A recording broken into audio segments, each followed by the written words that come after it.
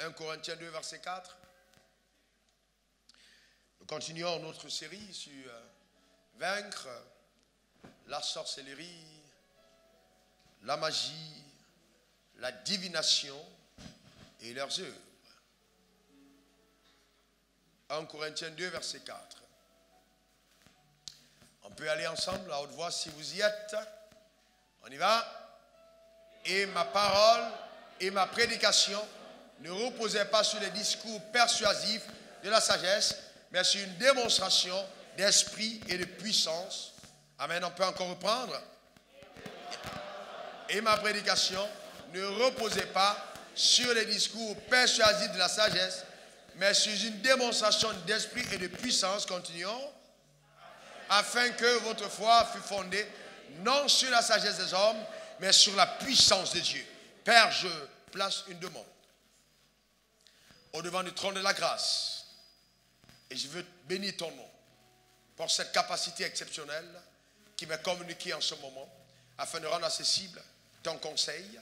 Mais bien au-delà, Seigneur, oh Dieu, merci pour ta puissance qui accompagne ta parole ce soir, afin d'apporter premièrement la liberté, 2, la manifestation des desseins arrêtés par le haut conseil de Dieu à l'égard de chaque allié de Dieu, 3, provoquer radicalement la jalousie dans le camp ennemi et amener toutes les personnes qui ont tourné le dos à Dieu de venir en courant, se rendant compte que le bonheur et la joie ne se trouvent que dans le Seigneur Jésus-Christ. Amen, amen et amen. Tu peux t'asseoir dans sa glorieuse présence.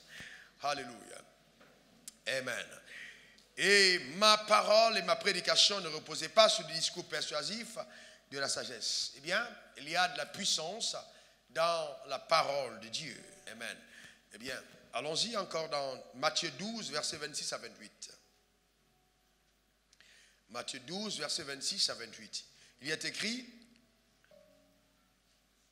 si Satan chasse Satan, il est divisé contre lui-même, comment donc son royaume subsistera-t-il? Et si moi, je chasse les démons par Belzébul, vos fils, par qui les chassent-ils?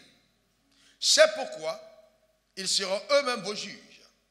Mais si c'est par l'Esprit de Dieu que je chasse les démons, le royaume de Dieu est donc venu vers vous.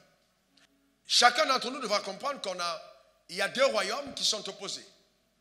Deux royaumes. Et quand on parle de royaume, il y a certaines personnes qui n'y croient pas, mais c'est vrai, il y a deux royaumes. Ce texte nous dit, si Satan chasse Satan, il est divisé contre lui-même, comment donc son royaume subsistera-t-il? Ici, le Seigneur Jésus demande clairement que Satan a un royaume. Il y a un royaume, le royaume de Satan. Ce royaume existe. Mais il montre aussi qu'il y a un autre royaume, plus puissant, qui est appelé le royaume de Dieu. Et ce royaume est capable de mettre en déroute toute l'armée de l'ennemi au nom suprême de Jésus. Et je déclare sur ta vie que tel sera ton partage ce soir au nom de Jésus. Tu vivras la pleine liberté qu'apporte le royaume de Dieu à ceux qui mettent leur confiance en Jésus-Christ notre Seigneur et notre Seigneur. Dis un bon amen. Amen. Et donc, nous traitons par cet enseignement des questions qui sont purement invisibles aux yeux des humains. Donc, il s'agit de réalités spirituelles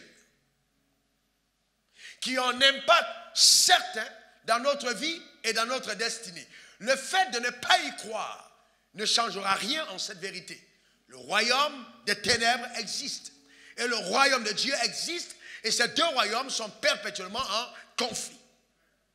Donc, personne sur la terre n'appartient aux deux royaumes. Soit je suis avec Dieu, soit je suis avec le diable. Mais la subtilité, c'est qu'il y a beaucoup de personnes qui sont dans le royaume de Dieu, mais par moments se retrouvent instrumentalisées par Satan. Et c'est ainsi que Jésus, répondant à un de ses plus fidèles disciples, a dit, arrière de moi, Satan, car les pensées que tu as, Pierre, ne sont pas celles de Dieu, mais celles des hommes. Le diable rôde autour, il rôde. Donc, même quand on a dit bye-bye au royaume des ténèbres, il continue, parce qu'il est têtu, parce qu'il est extrêmement persévérant, de rechercher à avoir son emprise sur la vie de quiconque a cru.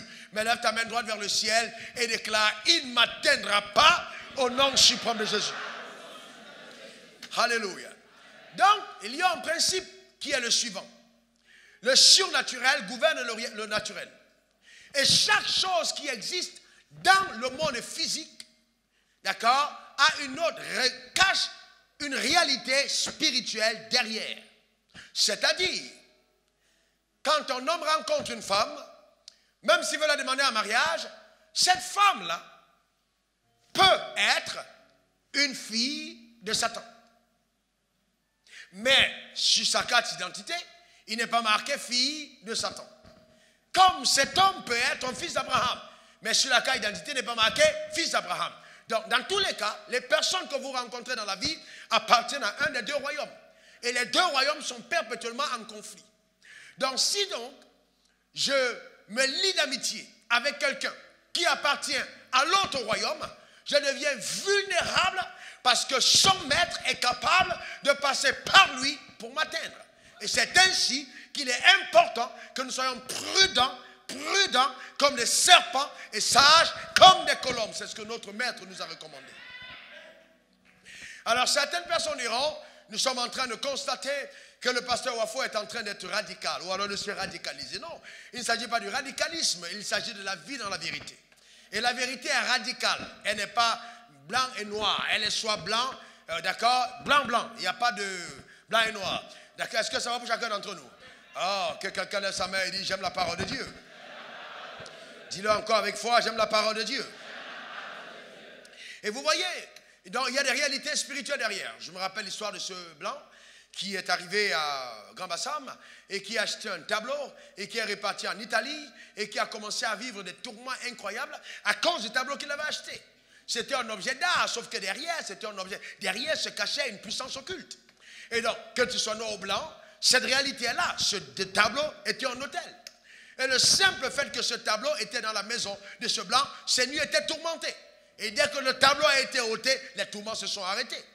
Donc vous voyez, tout ce que nous avons dans le monde physique, d'accord, cache généralement derrière une autre réalité que nos yeux ne peuvent percevoir.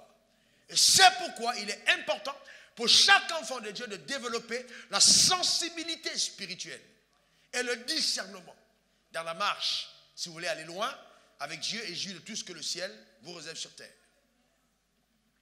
Est-ce que ça va? Vos collègues de bureau, certains d'entre eux sont allés se faire larver dans des rivières occultes. Certains boivent certains breuvages. Vous trouvez sur votre passage tout le temps des canaris qui sont explosés en plein carrefour. Eh bien, ce n'est pas un rituel d'amusement, c'est une guerre spirituelle. Et souvent, les personnes traversent ces canaris. Ils récupèrent certaines choses en y passant. Mais toi et moi, nous passons dessus sans problème. Pourquoi? C'est clair, sans problème. Pourquoi? Parce que nous appartenons au royaume au-dessus et au royaume élevé. D'accord? Donc, si quelqu'un vient devant ta maison et casse 15 canaris, ne panique pas. Passe dessus.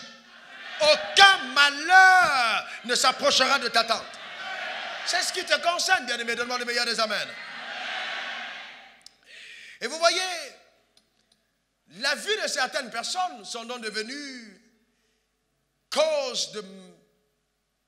C'est devenu objet de malheur à cause de certains hôtels qui parlent contre leur destinée, qui les accusent, qui les récusent et qui, justement, sont des vents contraires contre leur propre vie. Il faut en prendre conscience.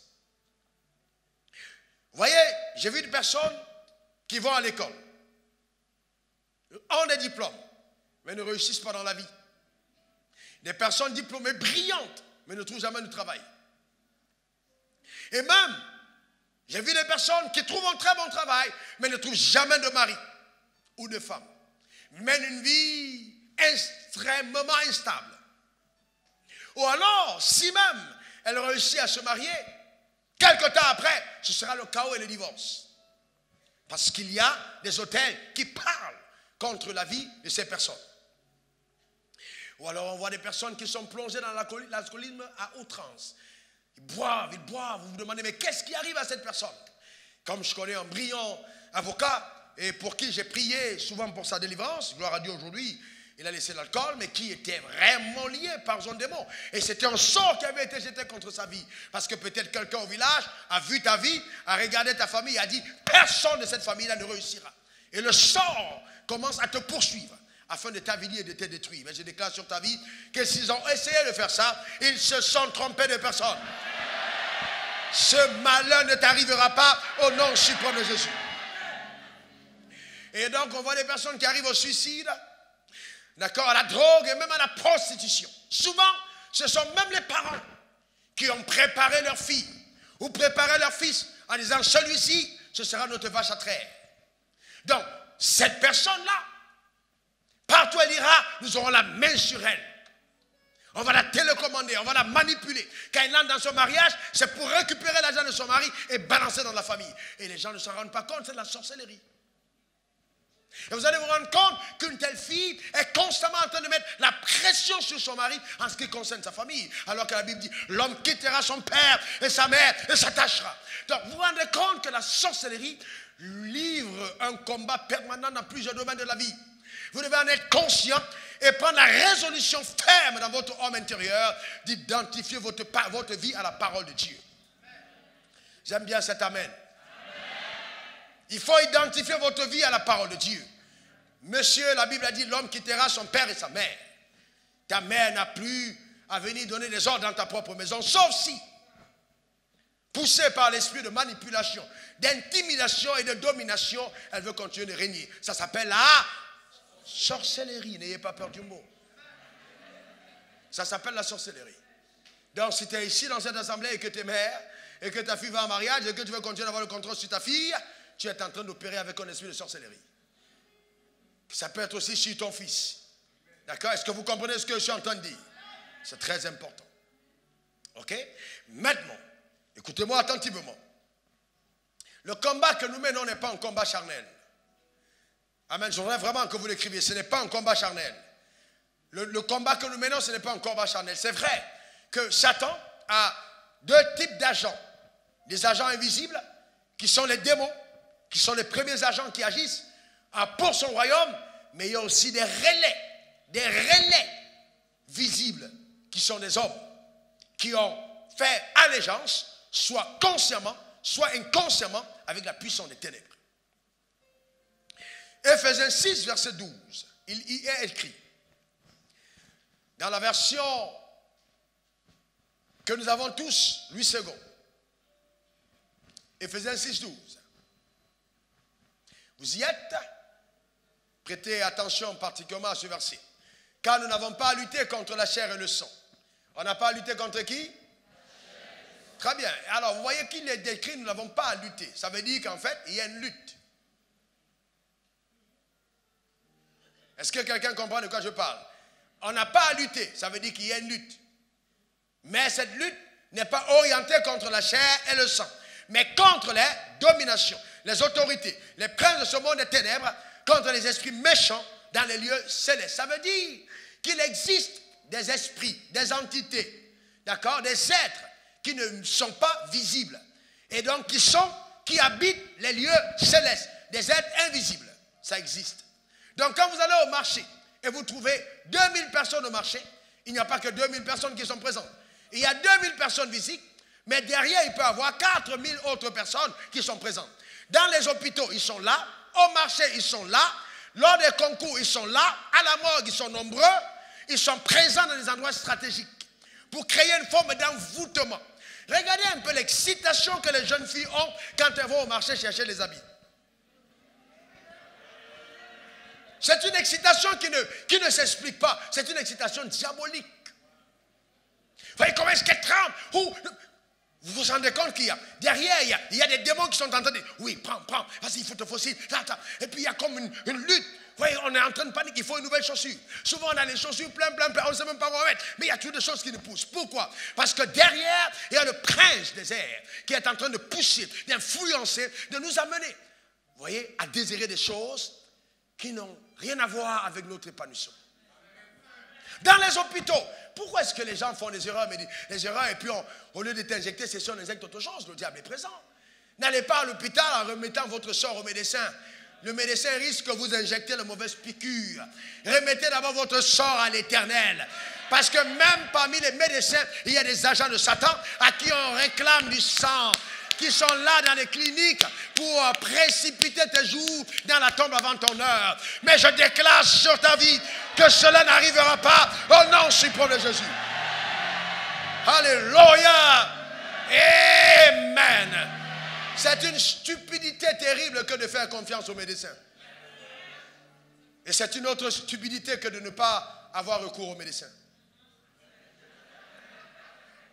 Donc il faut faire l'équilibre.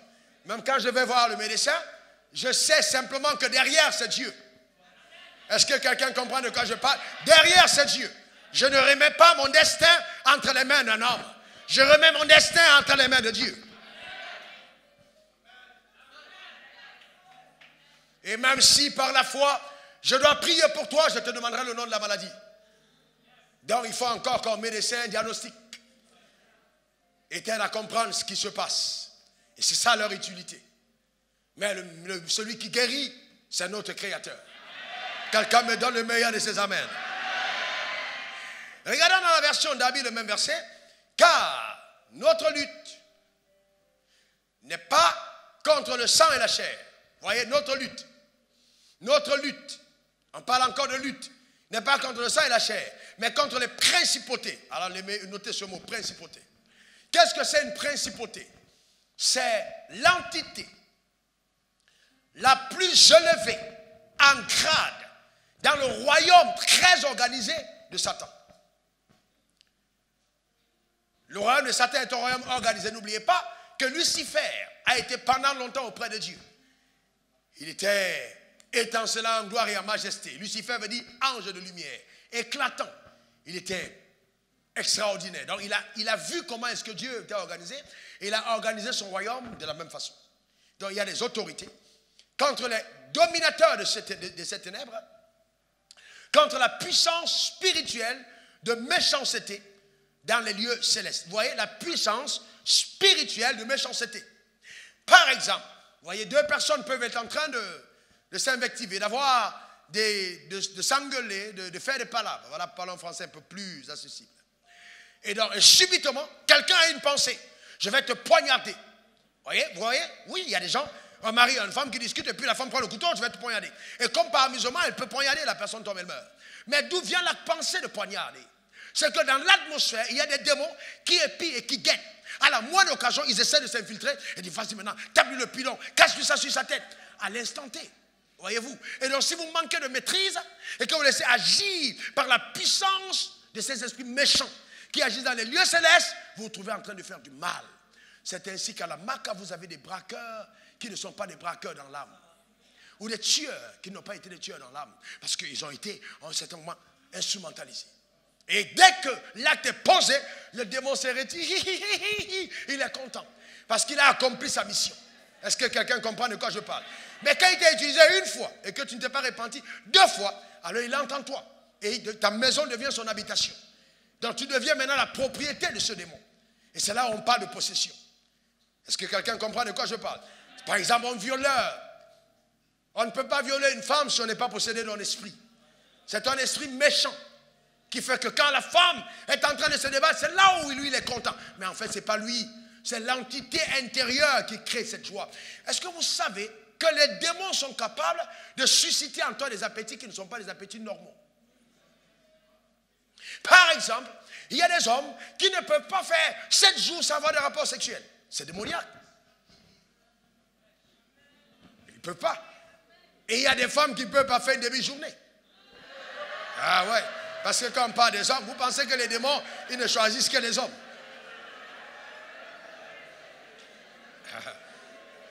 Est-ce que quelqu'un comprend de quoi je parle?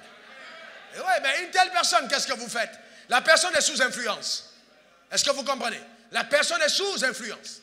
Et vous trouvez des personnes minces, grosses, etc., cachées dans un coin, en train de regarder un film pornographique. Les cheveux sont blancs, il est déjà là, les dents ont déjà sauté. Mais pourquoi est-ce qu'il est content à cet âge-là? Pourquoi est-ce qu'il peut être en train de se réjouir? Bien aimé, ce n'est pas une question d'âge. C'est que l'entité telle qu'elle est présente, elle te poussera toujours vers le vice. Parce qu'elle vient accomplir une mission. Mais je déclare sur ta vie, au nom suprême de Jésus, que ton corps est le temple de Dieu. Et qu'aucun démon n'influencera négativement ta destinée. Car soumis au Saint-Esprit, tu feras sa volonté. Au nom puissant de Jésus. Quelqu'un me donne 3 fois amen. Alléluia. Voyez donc, il s'agit là d'un combat, pas contre les êtres physiques. Ça veut dire quoi? Si le diable instrumentalise quelque chose contre toi, par une sorcière, si la sorcière meurt, le combat n'est pas terminé. Parce que qu'est-ce que le diable fait? Il récupère une dame, il attaque par elle. Elle lance des sorts contre toi. En fait, derrière, le maître à penser, c'est Satan, qui instrumentalise la sorcière. Mais comme elle a donné son âme, elle devient donc un relais de la puissance de Satan contre les hommes. Si elle meurt, on recrute tout de suite à côté une autre personne à qui on donne la sorcellerie. Donc, tuer la sorcière ne résout pas totalement le problème. Parce que juste à côté, il y a une autre sorcière qui va récupérer les mêmes pouvoirs pour continuer de pourchasser les gens dans la famille. Et vous savez, je me suis rendu compte que le diable, il est très sérieux dans ce qu'il fait. Vous allez vous rendre compte que quand une dame est une grande sorcière dans une famille, elle va tout faire pour passer la sorcellerie au moins à un de ses petits-fils. C'est pour ça que quand vous portez vos enfants à la maison, quand un enfant vient de naître, faites attention à qui vous laissez l'enfant quand vous n'êtes pas là. Est-ce que vous comprenez de quoi je parle? C'est très important. Et si vous voyez un enfant qui pleure pour rien entre les mains de quelqu'un, récupérez l'enfant et confessez sur la parole de Dieu sur sa vie. Est-ce que quelqu'un comprend de quoi je parle? Même si c'est un pasteur. Parce que vous voyez, les enfants, ils ne savent pas comment faire pour te dire que je suis en train de voir un démon qui arrive là. Maintenant aussi, l'enfant peut pleurer parce qu'il est déjà habité. Donc quand un homme ou un vient, il touche là-bas, crie. Pourquoi les démons qui sont là ne veulent pas? Donc, ils se manifestent par des cris. Oui, un enfant quand il est possédé, ça se sait. Quand je touche un enfant possédé, je sens qu'il est possédé. Mais la manière de faire, vous voyez, toute la tête comme ça, il n'a pas envie. Il a toujours envie de fuir. Dès que tu viens là, il a envie de fuir. Tout de suite. On sent que quelque part, il n'est pas seul. Le corps a déjà été habité. C'est pour ça, bien aimé, n'attendez pas que vos enfants attendent le moment de parler pour commencer à causer avec eux. Causez avec eux, même quand ils sont dans le ventre de votre femme. Commencez à parler la parole de Dieu. Faites entendre la parole dans leur sein.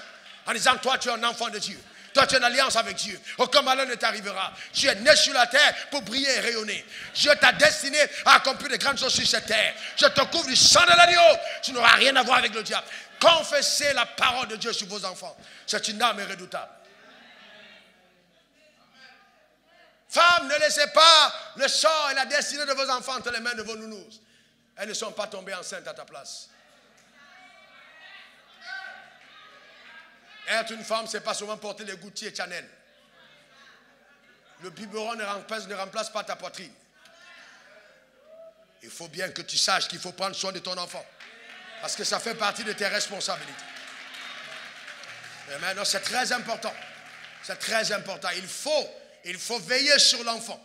Même Jésus a eu besoin d'une mère qui l'a porté et qui a fui avec lui en Égypte quand on cherchait à l'atteindre. C'est ça le rôle des parents.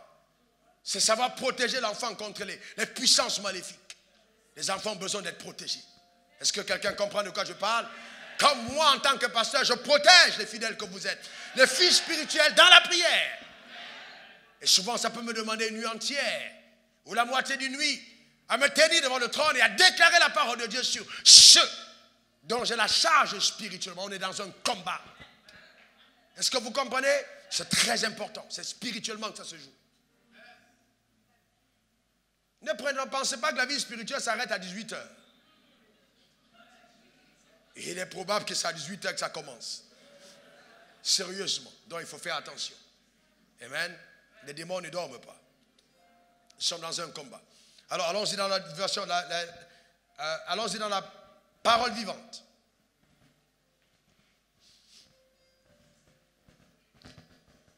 Regardez, ce n'est pas seulement de notre combat à nous qu'il s'agit, car nous n'avons pas à lutter uniquement contre notre nature terrestre, ni contre des simples ennemis mortels. Vous voyez? On dit des simples ennemis mortels, mais contre des puissances occultes, contre une organisation spirituelle satanique, contre les dictateurs invisibles, qui dans les ténèbres veulent contrôler et régir notre monde. Ils veulent faire quoi? Contrôler et régir. Qu'est-ce qu'ils veulent faire? Contrôler.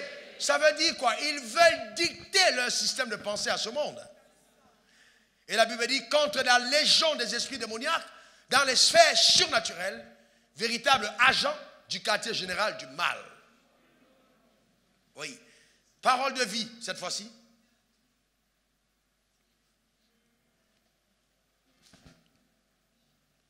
Non, ce n'est pas contre des êtres humains que nous devons lutter, mais contre des forces très puissantes qui ont autorité et pouvoir. Les forces très puissantes qui ont autorité et pouvoir.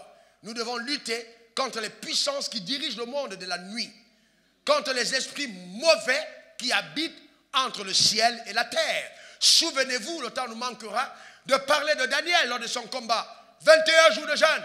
Quand l'ange descend et lui dit, le premier jour quand tu as prié, tu étais déjà exaucé. Mais le roi de Perse a bloqué.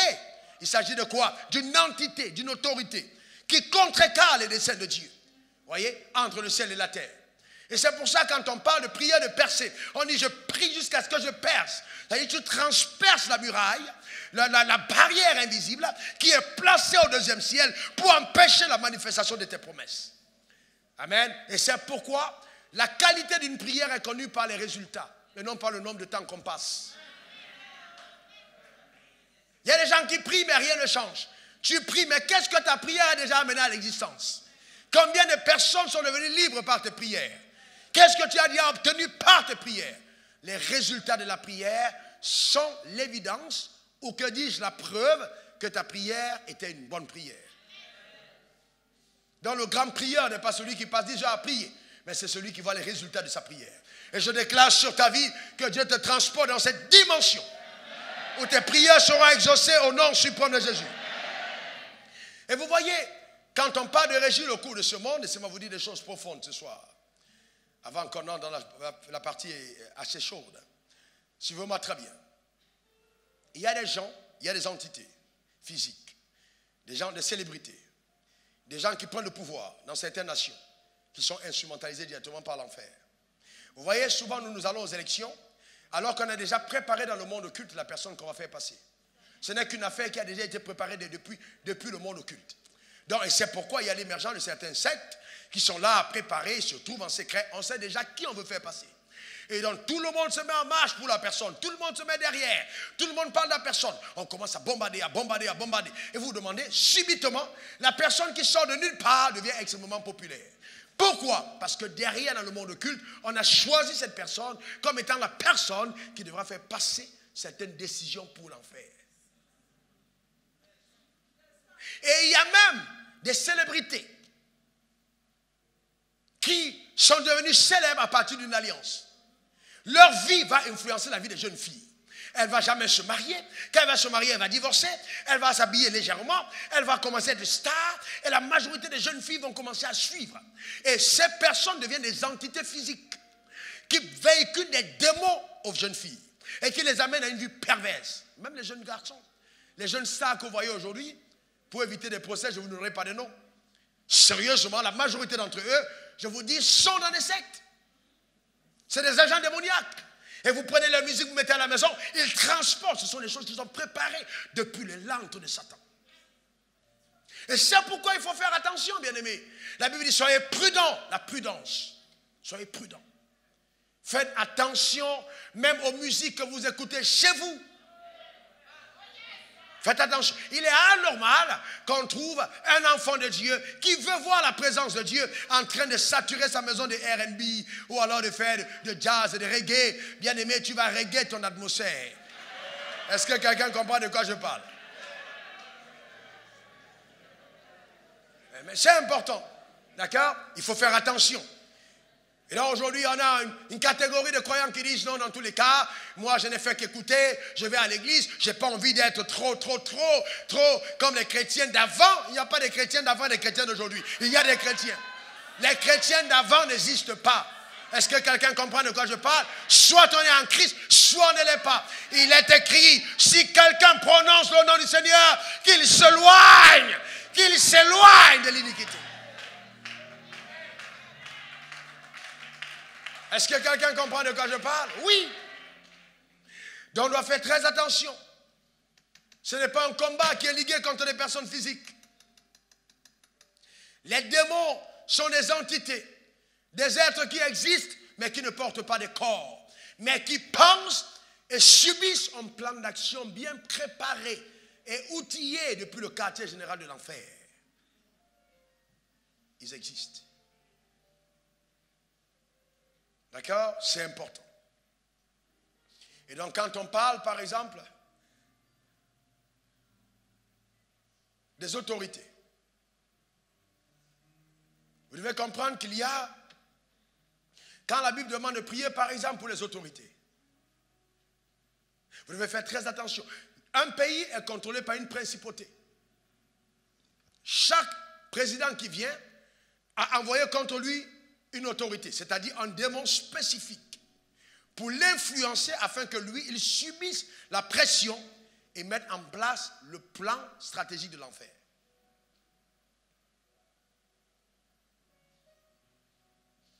Donc cette pression s'opère dans tous les niveaux, c'est devenu même physique. Des personnes conscientes qui vont dans des pays, qui payent certaines personnes.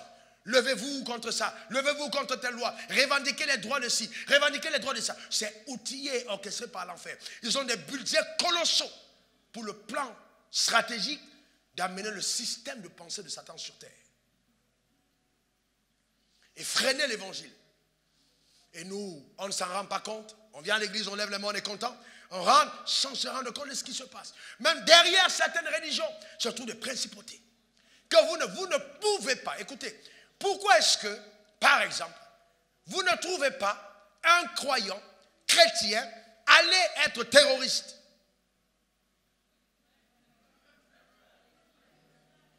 Vous avez déjà vu un chrétien aller être kamikaze? Non. Pourquoi? Parce que derrière, il y a une principauté, il y a un esprit derrière qui va donc venir prendre certains écrits et commencer à polluer la pensée et amener des personnes à les actes. Il y a un esprit. Regardez par exemple les gens qui ont construit des statues chez eux pour dire bonjour à je ne sais pas qui. Vous allez vous rendre compte, quand vous regardez ces femmes-là, elles se ressemblent. À la fin, elles finissent par se ressemble, même dans la manière de faire. Pourquoi? Elles sont contrôlées par une entité. Regardez la manière de faire. J'ai dit, vous regardez bien, regardez. Vous allez vous rendre compte, les raisonnements, les réflexions, les attitudes.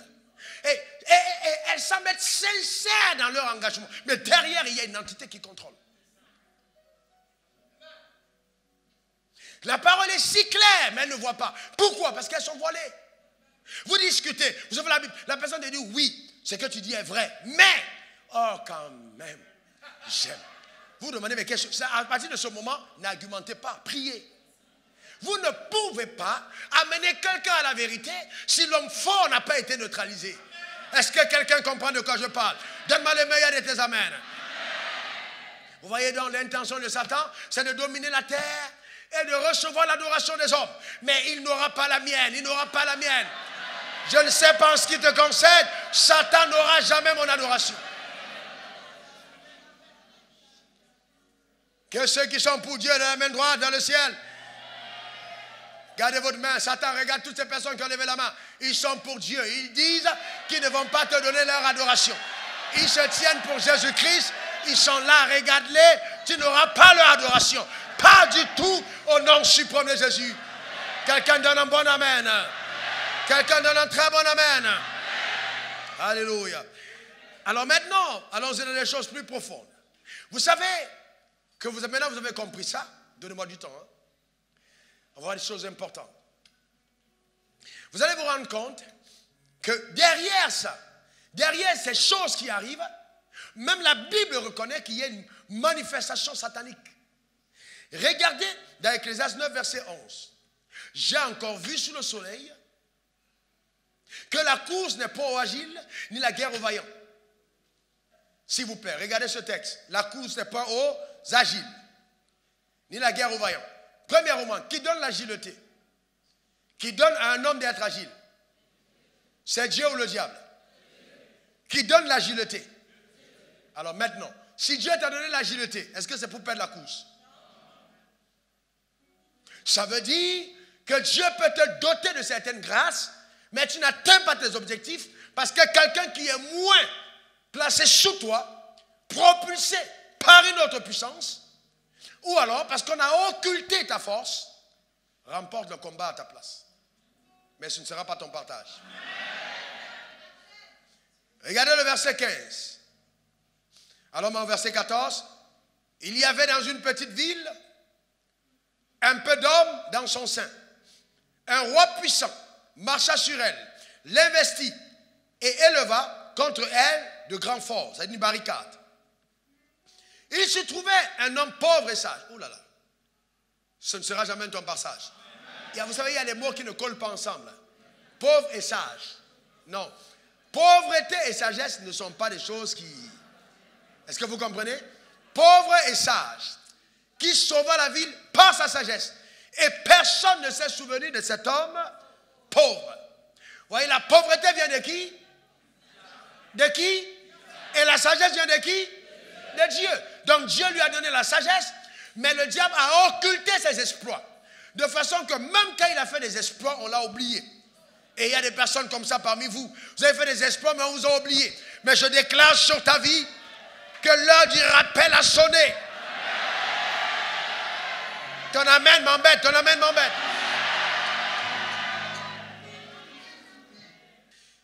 Voyez-vous? Quelqu'un qui est sage délivre une ville et on oublie. Mais il y a toujours un jour où malgré le fait que tu aies été oublié, les annales de Dieu s'ouvrent. Et on se souvient des exploits que tu as faits. Et c'est la raison de cette réunion ce soir. Afin que les annales de Dieu soient ouvertes. Et qu'on redécouvre à l'intérieur tout ce qu'on te doit dans la vie. Donne-moi le meilleur amen. Regardez le cas de Mardochée. Esther 6, versets 1 à 4. Esther 6, 1 à 4. Vous voyez, cette nuit-là, le roi ne put pas dormir. Et il fit apporter le livre des annales. Une autre version parle des livres de souvenirs. Les chroniques. Et on les lut devant le roi. Verset 2. Et il en trouva écrit ce que Mardochée avait révélé au sujet de Bigtan et de Teresh, les deux eunuques du roi, gardes de seuil, qui avaient voulu porter la main sur le roi Assuérus. Verset 3. Et le roi dit, quelle marque de distinction et d'honneur Mardochée a-t-il reçu pour cela? On dit, il n'a rien reçu, répondit ceux qui servaient le roi. Verset 4. Alors le roi dit, qui est dans la cour? Qui est dans la cour? On dit, Aman était venu dans la cour extérieure de la maison du roi pour demander au roi de faire pendre Mardochée au bois qu'il avait préparé pour lui. Vous voyez, une destinée tragique était en marche contre Mardochée. Il a déjà commis des exploits, mais on l'a oublié. Non simplement, on l'a oublié, Aman, l'ennemi des Juifs, l'ennemi de Mardochée, décide donc de faire 50 degrés de bois pour pendre Mardochée, et il est dans la cour en train de venir annoncer la nouvelle. Sauf qu'entre-temps, Mardochée a fait quelque chose qui a changé radicalement le cours de son histoire. Alléluia. Alors, mais, dis-moi, écoutez-moi très bien, sachez une chose, spirituellement, si vous ne luttez pas, vous succombez. Si vous ne combattez pas, le diable prend avantage. C'est pour ça qu'il faut le combat de la foi. Regardons ce que Mardochée a fait et qui a amené justement les choses à changer radicalement pour lui. Regardons.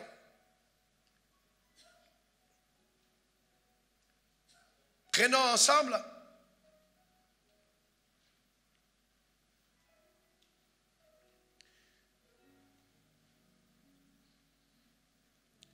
Esther 4, verset 16. Esther 4, verset 16. Va, rassemble tous les Juifs qui se trouvent à Suse. C'est-à-dire, Mardochée est allé voir Esther.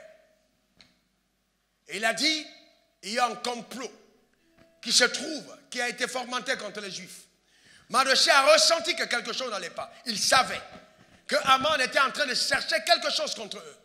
Il lui a dit, il faut que tu ailles parler au roi. Mais sauf que, le roi, il y avait un édit, il y avait un décret qui avait été pris. Si tu oses te présenter devant le roi quand il ne t'a pas convoqué, même si tu es sa femme, et qu'il ne te tend pas son sceptre, tu es mis à mort. Alors, Mardochée va aller plus loin. Il va dire à Esther, ne pense pas que si on tue tous les juifs, on va te laisser en vie parce que tu es dans la maison du roi. Tu ferais mieux de te tenir pour ton peuple. Et c'est ainsi donc que Esther a l'intelligence de dire à Mardochée, on doit livrer un combat spirituel. Regardez au verset 16 d'Esther 4. Va, rassemble tous les juifs qui se trouvent à Suse et jeûnez pour moi, sans manger ni boire pendant 3 jours, ni la nuit, ni le jour. Moi aussi, je jeûnerai avec mes servantes. Puis j'entrerai chez le roi, malgré la loi. Et si je dois périr, je périrai. Voyez-vous, moi j'aime Esther. Elle dit jeûnez pour moi et elle-même aussi, elle se met en jeûne. Ce n'est pas comme les personnes qui recrutent des pasteurs. Jeûnez pour moi, entre-temps ils boivent et ils mangent. Si tu n'es pas associé au sort de ta destinée, quelle que soit la puissance des intercesseurs, tu seras vulnérable. Il faut que toi-même tu t'engages dans le combat. Moi aussi je jeûnerai. Dis à ton voisin, moi aussi je vais jeûner. Alléluia. Mais vous voyez, pendant 3 jours et 3 nuits, ils ont jeûné sans manger et sans boire. Ils ne sont pas morts. Dans l'Ancien Testament, il y a des gens parmi vous, un seul jour de jeûne, vous commencez à tendre votre visage et vous fâchez comme le pasteur. Il a encore fait le jeûne. En fait, quand je vous regarde, je souris parce que je sais que ce n'est pas vous. Ce sont les esprits derrière qui sont en train de vous amener à ne pas aimer les jeûnes parce qu'ils savent que leur décret sera dévoilé et que les annales seront ouvertes et le souvenir de la grandeur de Dieu à ton égard sera révélé. Quelqu'un me donne le meilleur des amens. Alléluia. Il y a des gens qui n'aiment pas jeûner. Ils se fâchent quand on dit jeûne. Amen. J'espère que ta femme n'est pas comme ça. J'espère que ton mari n'est pas comme ça. C'est un indicateur crédible que la puissance des ténèbres est en train de combattre la destinée de cette personne. Il faut l'encourager à jeûner. Regardez quand ils ont jeûné, l'atmosphère a radicalement changé. Esther 5, verset 1 à 3. Le 3e jour, Esther mit ses vêtements royaux et se présenta dans la cour intérieure de la maison du roi. Devant la maison du roi, le roi était assis sur son trône royal dans la maison royale, en face de l'entrée de sa maison. Lorsque le roi vit la reine Esther debout dans la cour, elle trouva grâce à ses yeux et le roi tendit à Esther le sceptre d'or qu'il tenait dans la main. Esther s'approcha et toucha le bout du sceptre. Le roi lui dit, qu'as-tu, reine Esther? Que demandes-tu? Quand ce serait la moitié du royaume, elle te sera donnée. Voyez-vous, il y avait déjà des dispositions favorables. N'allez pas obtenir la faveur des gens sur la terre sans avoir contrôlé les entités dans les airs. Dans les 3 jours de jeûne, ils ont livré des batailles contre ces esprits qui étaient contre eux. C'est pourquoi il faut savoir prier. Marie, prie pour ta femme. Femme, ce n'est pas parce que tu cherches tous les SMS du portable que ça va s'arrêter. Il faut prier. Il faut contrôler les choses dans les airs. Donne-moi le meilleur des amens. Au lieu de te plaindre et appeler à gauche, à droite, mets-toi à genoux et parle. Parle contre les entités qui sont en train de combattre ta maison. Quelqu'un me donne un bon amen. Les femmes sont très silencieuses. Pourquoi? Priez, mesdames. Oui, il faut prier. Vous avez déjà vu quelqu'un qui se plaint et puis ça change les choses? Non. Il faut prier. La seule arme redoutable que nous avons, c'est la prière. Et je me suis rendu compte de quelque chose, pasteur quoi? Chaque fois que je me rends compte que dans le naturel, je commence à perdre la faveur des hommes, je me retire. C'est un secret que j'ai. Chaque fois. Vous savez, il y a des moments où vous arrivez, vous vous rendez compte que tout est contre vous. Les choses commencent à... Partout où vous allez, comme s'il y a des vents contraires. Ne cherchez pas à combattre naturellement. Repliez dans la base stratégique. Repliez à votre quartier général. Commencez à combattre à partir de cet endroit et relâchez votre destinée dans la prière. Quand vous sortez, les gens changent. Est-ce que vous comprenez? Il y a des gens, vous pensez que tout le monde les aime, que la faveur de Dieu est tellement sûre, mais il les provoque la nuit. Il déclenche ça dans la prière. Il y a un homme, on dit que lui, quand il fait des promesses aux gens, il ne donne jamais. Moi, j'étais un jeune pasteur et il m'a fait une promesse. J'ai dit, il va me donner. J'ai commencé à prier. J'ai neutralisé son cœur. J'ai prié. J'ai prié maintenant sur la promesse. Et il est venu faire honorer sa promesse. Les autres ont dit, waouh, il n'honore jamais ses promesses. Sauf que c'était moi. Il faut combattre, bien-aimé. Si quelqu'un fait des promesses et il n'honore pas, il est contrôlé par des démons d'avarisme. Quand il est content, il fait la promesse. C'est comme les gens qui font des vœux. Et puis dès qu'ils ont le blé, les démons viennent et disent, non, non, qu'est-ce que tu vas donner avec ça? Alors, ils ne comprennent pas qu'on est en train de pousser au mal. Vous êtes trop calme. Vous vous reconnaissez tous là-dedans. Je vois écrit la vœu non exaucée. C'est un visage. Que le Seigneur te vienne en aide. Et vous voyez, donc il dit, le roi dit, même si c'est la moitié du royaume que tu me demandes, je te donne. Mais pourquoi est-ce que subitement, il peut avoir une telle réaction vis-à-vis d'Esther, alors qu'Esther avait peur pour sa vie en allant le voir. Si elle avait peur pour sa vie, c'est qu'elle n'était même pas sûre qu'elle serait reçue. Mais qu'est-ce qui a changé les choses? C'était la prière. Et les jeûnes. Il faut apprendre à jeûner. D'accord? C'est très important. Il faut apprendre à prier et jeûner. Et quand ils ont prié et jeûné, le piège s'est retourné contre celui qui l'avait tendu. Ce sera ton partage ce soir. Quiconque s'est mis dans le monde occulte et a tendu un piège contre toi, je déclare sur ta vie qu'il sera englouti par ce piège. Ton amen m'embête. La Bible dit, Aman, Esther 6 à 9, Aman entra. Quand le roi a demandé qui est dans la cour, on a dit c'est Aman, on allait chercher Aman. Aman entra et le roi lui dit, que faut-il faire pour un homme que le roi veut honorer? Et le ciel posera la question à ton égard. Que faut-il faire à une femme que le ciel veut honorer? Alléluia. Je déclare que la faveur que tu avais perdue te sera regagnée. On avait occulté ton étoile, mais la faveur de Dieu t'est redonnée. Le voile qui empêchait de faire briller la gloire de Dieu sur toi est ôté au nom suprême de Jésus. Et la question est posée, que doit-on faire pour toi que le ciel veut honorer? Donne-moi le meilleur des amens. La Bible dit, Aman répondit au roi, pour un homme que le roi va honorer, verset 8, il faut prendre le vêtement royal dont le roi se couvre et le cheval que le roi monte et sur sa tête et sur la tête duquel se pose une couronne royale. Parce qu'il pensait que c'était pour lui. Il ne s'était pas rendu compte que le combat spirituel avait déjà changé les choses. Bien aimé, il faut apprendre à prier. Il faut aimer la prière. Est-ce que quelqu'un comprend de quoi je parle? En aimant la prière, ton compte bancaire ne sera jamais vide. En aimant la prière, il y aura 1000 demandes d'emploi. On piquera sur la tienne. En aimant la prière, on te demandera un mariage et le mariage sera concrétisé. En aimant la prière, tes projets réussiront. En aimant la prière, les sorciers de ton village verront la gloire de Dieu t'accompagner. Et ils seront mis à la honte et à la confusion. Au nom suprême de Jésus. Quelqu'un me donne un meilleur amen. Alléluia.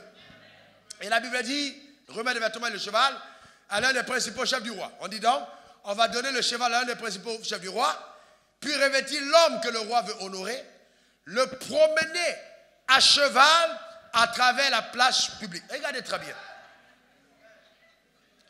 Quand un esclave est sur les chevaux et les princes par terre, c'est là une malédiction. Vous voyez, et ça, c'est quoi? C'est dû au fait qu'il y a des combats contre ta vie. Mais je déclare au nom suprême de Jésus que tu ne resteras plus par terre. J'ai dit, donne-moi un bon amen. Tu n'es pas venu sur la terre accompagner les autres, mais tu jouiras de la gloire de Dieu à ton égard. Et la Bible dit, puis revêtir l'homme que le roi veut honorer, le promener à cheval à travers la place publique et crier devant lui, c'est ainsi que l'on fait à l'homme que le roi veut honorer. Verset 10, le roi dit à Aman, prends tout de suite le vêtement et le cheval, comme tu l'as dit. Et je fais ainsi pour Mardochée, le juif qui est dans la maison, assis à la porte du roi. Ne néglige rien de tout ce qui a été mentionné. Alléluia. Que quelqu'un dise 360 degrés et tout. Alléluia. Amen. Je déclare sur ta vie que les pièges qui étaient tendus ce soir, en vertu de la parole que je relâche sur ta vie, éclatent au nom puissant de Jésus. Que ce soit sur tes enfants et les enfants de tes enfants, aucun piège tendu par l'ennemi ne se réalisera. Car la main de l'Éternel te garde puissamment au nom suprême de Jésus. Alléluia. Voyez-vous ce qui s'est passé? C'est exactement ça. Le piège qui avait été tendu a été déjoué. Voyez-vous, ne restez pas là pour dire oui, le diable est en train de me faire ci, mais il faut apprendre à combattre le combat de la foi. C'est très important. Beaucoup d'entre vous ne priez pas et vous donnez accès à Satan parce que vous ne priez pas. Il faut savoir prier. Il faut savoir vous tenir dans le combat spirituel et révoquer les décrets de Satan contre ta propre destinée. Qu'importe que ce soit la magie, que ce soit la divination, que ce soit la sorcellerie, aucune de ces œuvres ne peut réellement triompher de toi si tu as la prière. Vous devez vous rendre compte que quand vous priez, vous faites monter des feux qui empêchent aux agents sataniques de pouvoir vous atteindre. Une muraille de feu vous protège. Il faut aimer la prière. Il faut aimer prier. Et vous savez, la prière vous protège de la manipulation diabolique. Vous allez vous rendre compte que quand vous priez 2-3 heures de temps, ce jour-là, vous vivez dans un autre univers. Vous n'êtes pas la même personne. Vous n'êtes pas la même personne. Mais je parle de prier en ayant son cœur qui rencontre Dieu.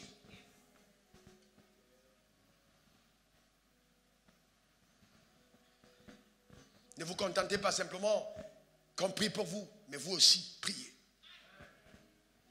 Il faut aimer la prière. J'annonce sur ta vie que tu ne seras plus jamais, je dis bien, jamais à terre comme un esclave. Quel que soit ce qui t'avait été volé, je commande que cela te soit rendu au nom suprême de Jésus. Que le cours de la vie et le cycle de la vie te fasse justice en t'apportant les semailles là où la moisson là où tu as semé. Les récoltes de tes plantations, tu en mangeras et en jouiras. Je déclare sur ta vie qu'aucun étranger ne viendra voler ce qui est à toi. Au nom suprême de Jésus. Car la main de l'Éternel te garde. Au nom puissant de Jésus. Dans le bon amen. Tout complot contre toi est déjoué. Ton amen m'embête. Et le piège qui était tendu contre toi se retourne contre la personne. Au nom suprême de Jésus. N'aie pas peur de ce qu'on a dit te concernant. Ce qu'on a dit te concernant n'arrivera pas et ne se réalisera pas. N'oublie jamais que ce qu'on retient contre toi, c'est ce que toi tu dis.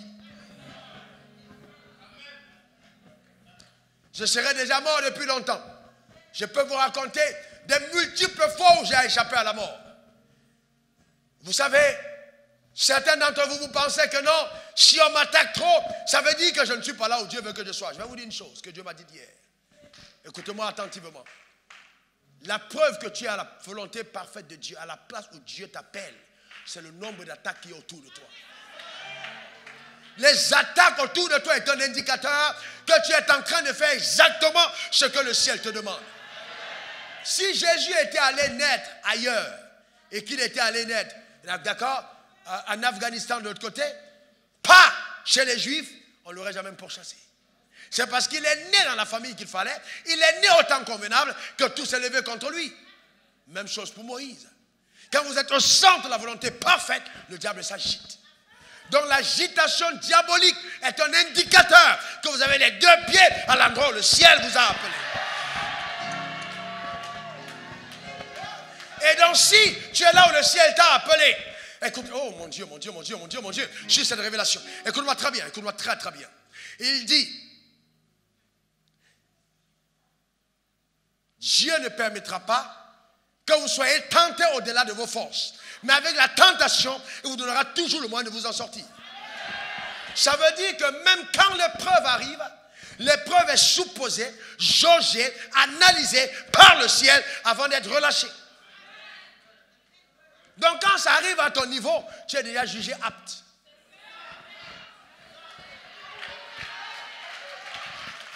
Donc allez, vous dites, oh pasteur, prie pour moi, ce n'est pas la solution. Dieu t'a déjà jugé apte. Il sait que tu peux remporter la bataille. Sinon, on aurait muselé ça tout de suite. Mais quand on a regardé, on dit non, avec ce type d'épreuve, il est prêt. Avec tous les enseignements qu'il reçoit au temps de la foi, c'est rien pour lui, il va remporter la bataille. Il est déjà prêt. On dit laissez aller, laissez passer l'épreuve. Et entre-temps, la Bible dit qu'on est environné d'une nuée de témoins. Abraham est dans le ciel, Moïse est là, Jean-Baptiste, Élie regarde, on regarde, Sarah regarde. On voit comment tu es en train maintenant d'affronter l'épreuve. Et on sait tout de suite que tu auras la victoire. Le ciel regarde. Et toi tu es là, tu dis, non, pasteur, Dieu pourquoi? Et entre-temps l'épreuve te poursuit.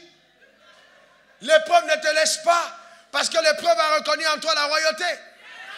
L'épreuve vient se soumettre à toi parce qu'elle a reconnu son maître. Et pendant que tu fuis, l'épreuve te poursuit. Venez. Voilà l'épreuve. Venez, voici le roi. L'épreuve est là, ils n'ont pas de travail. Et puis subitement le roi apparaît. Les épreuves reconnaissent que voilà le roi. Ils ne viennent pas pour te terrasser. Ils viennent afin que tu les soumettes. Mais toi maintenant, au lieu de les soumettre, tu fuis. Mais ils te poursuivent. Plus tu cours, plus ils courent. En fait, ils cherchent leur maître. Tout ce que Dieu a fait dans la nature est supposé être soumis à un leader. Est-ce que quelqu'un comprend de quoi je parle? Et les épreuves te cherchent. Donc ne fuis pas, parce que même si tu quittes la Côte d'Ivoire pour aller au Tchad, ils vont te poursuivre au Tchad. Tu ferais mieux de t'arrêter et de dire qu'est-ce que vous voulez? Est-ce que allez, soumettez-vous à genoux? Voilà, c'est comme ça que tu dois réagir. Est-ce que quelqu'un comprend de quoi je parle? C'est comme ça que tu dois réagir. Que quelqu'un lève sa main et dise j'ai la puissance. Que quelqu'un dise j'ai le pouvoir de marcher sur les serpents, les scorpions, sur la puissance de l'ennemi. Et rien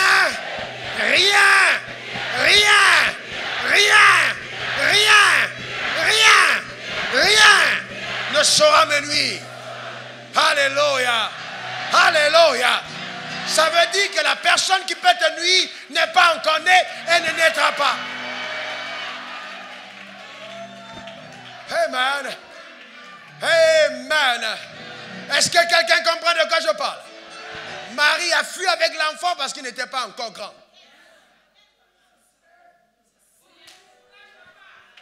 Et vous allez vous rendre compte que Marie n'a pas attaqué l'épreuve. Elle a dû protéger l'enfant pour que l'enfant mûrisse. Donc il y a des moments où Dieu te fait échapper à des épreuves que tu ne vois pas parce que tu es encore un enfant. Il te met au large quand tu es encore un enfant.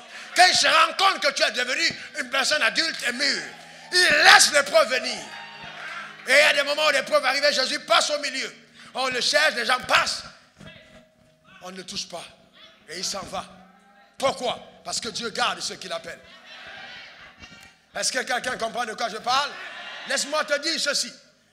Tu te lèves la nuit et tu dis, on m'a donné un repas, j'ai mangé. Ce n'est pas un problème. La Bible dit que même si tu bois le poison mortel, ça ne te fera aucun mal. Ma soeur, si tu as trop faim et tout vos moutons qu'on a coupé devant ta porte, on a jeté pour faire fétiche, récupère, tu braises et tu le manges. Ça ne te fera aucun mal. Parce que tout est sanctifié par la prière. Est-ce que quelqu'un comprend de quoi je parle? Quelqu'un lève sa main et dit j'ai la puissance. Quelqu'un dit j'ai la puissance. Écoute-moi très bien. Pendant longtemps, on a bloqué tes activités. On a bloqué ton travail. On a bloqué ton mariage. On a bloqué ton devenir. Ce soir, tu dois faire un retour à l'expéditeur.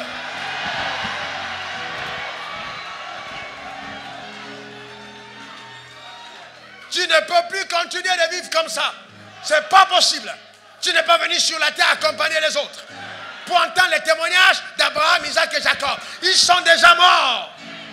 Que le Dieu de ton Père, qui est vivant, se révèle à ton égard. Il y a des gens parmi vous, vous êtes résignés. Vous dites dans tous les cas, je ne vais pas rétrograder, mais je vais subir la vie. Personne n'est né dans le royaume de Dieu pour subir la vie. Personne. Tu ne subiras pas la vie. Tu jouiras de la vie. Tu mangeras le beurre. Tes pieds baigneront dans la gloire. À cause de ce que Dieu t'a réservé, quelque chose de magnifique sur terre, au nom suprême de Jésus. Amen. Donne-moi le meilleur amen. On a pris Mardochée.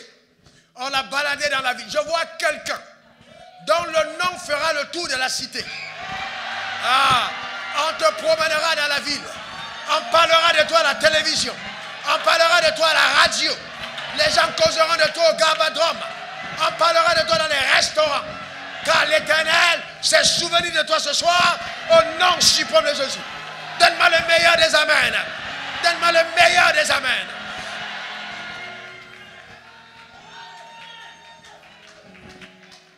Est-ce que quelqu'un est avec moi? Pourquoi tu réfléchis comme tu penses? Dans 10 ans, dans 15 ans. Qui t'a dit que Dieu a besoin de 10 ans pour faire? La même nuit, ce gars qui était dans le sac et la cendre, on a appelé chercher.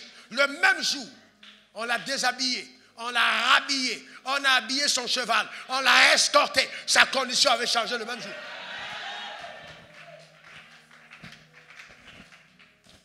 Amen. Dis à ton voisin, ça c'est ma portion. Dis encore, ça c'est ma portion. Alléluia.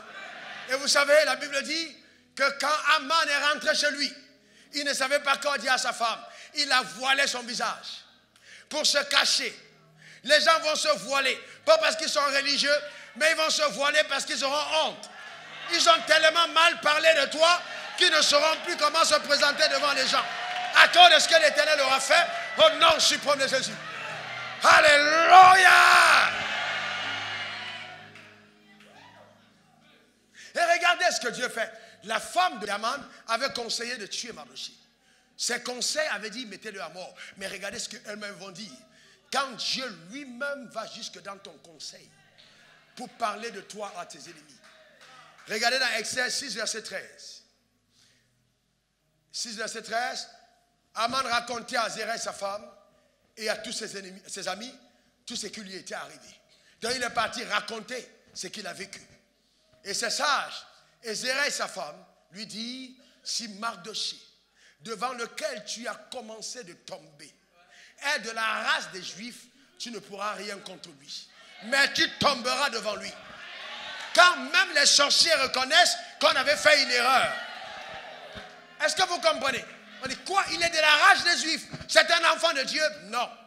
En conseil de sorcellerie, on dit à la personne, on voulait une personne. Tu nous as donné lui, tu dis c'est ton fils. Mais quand on le regarde là, il est de la race des Juifs. C'est un enfant de Dieu, on ne peut pas le prendre. Donc maintenant, on va te manger toi-même. C'est-à-dire les sorciers eux-mêmes décident de manger leur frère. Parce qu'il s'est attaqué à toi. Je déclare que ça c'est un partage au nom suprême de Jésus.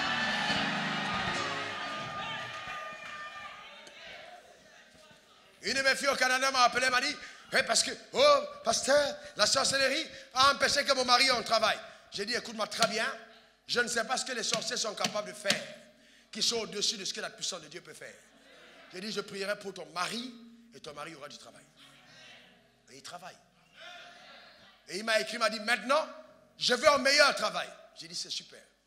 Dieu te donnera ce que ton cœur désire. Est-ce que vous comprenez ce que j'ai entendu? Il n'y a rien que la sorcellerie puisse faire qui puisse t'empêcher de continuer de progresser. Impossible. Est-ce que quelqu'un comprend de quoi je parle? Dis à ton voisin, c'est impossible. Dis encore, c'est impossible. Parce qu'en ma parole maintenant, je déclare que le piège se referme sur tes accusateurs. Au nom suprême de Jésus. Cependant, s'il y a quelque chose que le diable t'a donné, qui lui appartient, ne garde pas cette chose. Parce que dès que l'interdit se trouve en ta possession, c'est une porte d'entrée qui muselle la puissance de Dieu et qui permet au diable de faire ce qu'il veut. Voilà justement le problème. Vous comprenez ce que j'ai entendu? Voilà. J'entends une soeur me dire, donc ça veut dire que je dois enlever mes mèches? Oui. Oui. Oui. Ça dépend de comment est-ce que tu as eu les mèches. Vous ne pouvez pas être tous les jours en train de combattre le diable et tous les jours en train d'être allié à ses fils. En fait, c'est un combat perdu d'avance. Vous ne pouvez pas le faire. Vous ne devez pas le faire.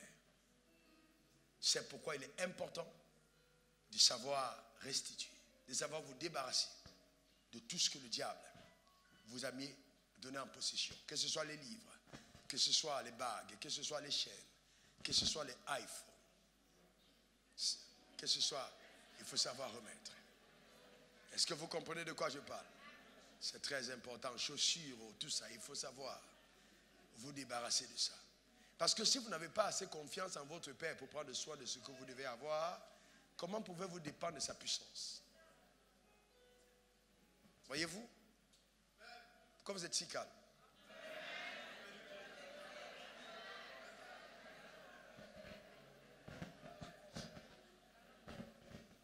D'accord? Est-ce que vous voulez que Dieu fasse du bien à chacun d'entre nous? On va se tenir debout, on va adorer le Seigneur. Vous-même, vous savez, peut-être que tu avais oublié, tu es venu avec la chaussure. Tu vas rentrer à pied. Tu laisses la chaussure devant l'hôtel et puis tu vas à la maison à pied, sans problème. Amen. Mais vous voyez, quelle joie de rentrer à pied en te demandant, ma soeur, pourquoi tu es à pied? Tu dis non, j'ai laissé l'hôtel de Satan à l'hôtel. Amen. C'est important, n'est-ce pas? Levons nos mains dans sa présence.